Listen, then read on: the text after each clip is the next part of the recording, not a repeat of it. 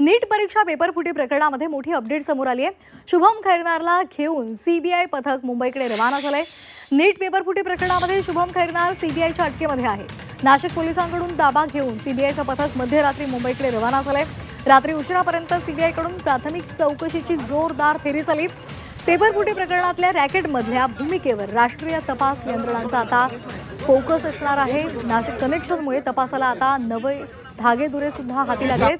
स्थानिक तपासानंतर आता सीबीआयकडून देशव्यापी लिंकचा शोध घेतला जातोय। शुभम खैरनारच्या चौकशीतून काय नेमका हाती लागतं हे पाहणं सुद्धा महत्त्वाचं आहे।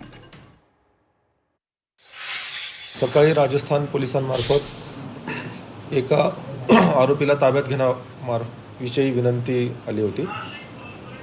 त्याप्रमाणे त्या आरोपीला ताब्यात घेण्यात आलेला आहे। अशी माहिती मिळते की ते नीट प्रकरणातील तो आरोपी आहे आणि या आरोपीला सध्या युनिट 2 क्राईम ब्रँचच्या पथकाने ताब्यात घेतलेला आहे। या आरोपीला ताब्यात घेण्यासाठी केंद्रीय तपास यंत्रणेचं पथक येणार आहे। तो पथक आल्यानंतर त्या आरोपीला त्यांच्या ताब्यात देण्यात येईल। सध्या या प्रकरणात एवढीच माहिती आहे की राजस्थान पोलिसांच्या विनंतीवरून या आरोपीला ताब्यात घेण्यात आलेला आहे आणि जेव्हा त्यांचं पथक येईल त्यानंतर या आरोपीला त्यांच्या ताब्यात देण्यात येणार आहे। नीट परीक्षा पेपरफुटी प्रकरणामध्ये सीबीआयनं नाशिकमधून शुभम खैरनारला ताब्यात घेतलं। मात्र शुभम निर्दोष असल्याचा दावा त्याच्या वडिलांनी केलाय।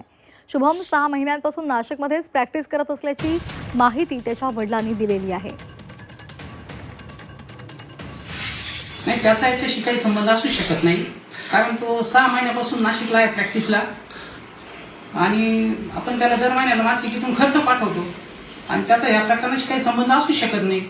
आणि जी काही चौकशी असेल ती शासनाने कायद्यानुसार ती करावी। त्याला ते भोपाळ सिहोरशी काही त्याचा संबंध होता का? तिकडं कॉलेजला होता तो। कुठे? सिहोरला। बर।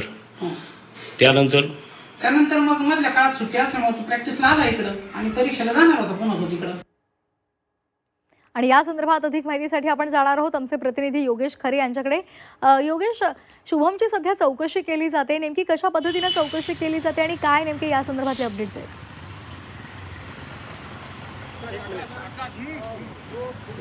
शुभमच्या बाबतीत आपण बघितलं तर शुभम हा मेडिकल काउन्सिलर म्हणून काम करत होता।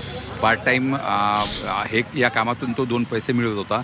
त्यासाठी तो नाशिकच्या इंदिरानगर परिसरात अनेक त्याच्या पालकांशी संपर्कात होता। जर तुम्हाला मेडिकलची ॲडमिशन हवी असेल, कशा पद्धतीनं करायची, कसे फॉर्म भरायचे, त्याचबरोबर त्याच्यासाठीच्या काय काय संधी उपलब्ध आहेत, रशियात जाण्यासाठी काय संधी उपलब्ध आहेत, असं सर्व तो सांगत असे। याच माध्यमातून हा हळूहळू अनेक लोकांच्या संपर्कात होता असं म्हटलं जातं।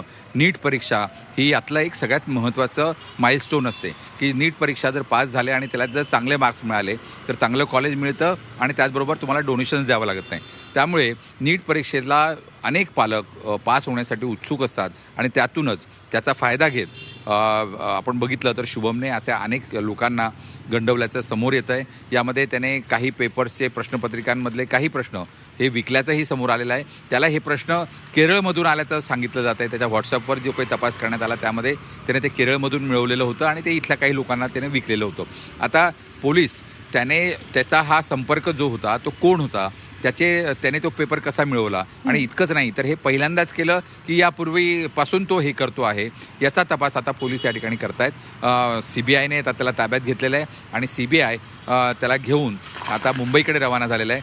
कदाचित त्याला मुंबईवरून दिल्लीला पण नेलं जाईल, कारण सर्व राष्ट्रीय स्वरूपातलं ह्या सगळा जे काही रॅकेट आहे ते रॅकेट उलगडण्यासाठी सगळ्यांना एकत्रित बसवणं, त्यांच्याकडून माहिती घेणं आणि त्याचबरोबर ते नेटवर्क पूर्णपणे उद्ध्वस्त करण्याचं काम हे आता सीबीआयला करायचं आहे आणि त्यामुळे त्याची चौकशी आता या माध्यमातून केली जाते। प्रत्येकाचे संबंध आणि एकूण त्यातून मिळवला आलेला पैसा आणि त्या पैशांमध्ये झालेले ट्रान्झॅक्शन याचा मागोवा आता घेतला जातो। आणि त्यामुळे या प्रकरणातले अगदी धागेदोरे आता हाती लागतात का शुभमच्या चौकशीतून हे पाहणं सुद्धा महत्त्वाचं आहे।